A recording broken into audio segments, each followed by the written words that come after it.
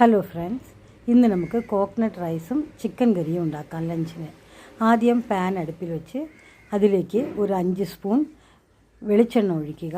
അതിൽ ഗരം മസാല, പച്ചമുളക്, ഉള്ളി എല്ലാം കൂടെ നന്നായിട്ടിട്ട് വഴറ്റണം. അതിലേക്ക് ഈ 3 ഗ്ലാസ് അരി വൃത്തിയായിട്ട് കഴുകണം. ഇത് ജീരക ചമ്പാട അരിയാണ്.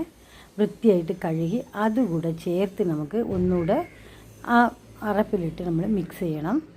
ഇതിലേക്ക് 6 ഗ്ലാസ് തേങ്ങാപ്പാലാണ് നമ്മൾ ചേർക്കേണ്ടത്. 1-ാം പാൽ, 2-ാം പാൽ, 3-ാം പാൽ എല്ലാം കൂടെ ചേർന്നതാണ്. 6 ഗ്ലാസ് ഒഴിക്കണം. ആവശ്യത്തിനുള്ള ഉപ്പ് കൂടെ നമുക്ക് ചേർക്കണം. ചേർത്ത് നന്നായിട്ട് ഇതിനെ മിക്സ് ചെയ്യണം. ഇതിലേക്ക് ഒരു 2 സ്പൂൺ നെയ്യ് കൂടെ ഒഴിക്കണം. 2 വിസിൽ വന്ന ഉടനെ നമുക്ക് ചോറ് റെഡിയാകും.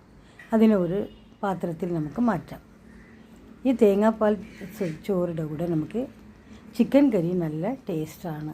അപ്പോൾ ഇന്നത്തെ ലഞ്ച് തേങ്ങാ സാദവും ചിക്കൻ കറിയുമാണ്.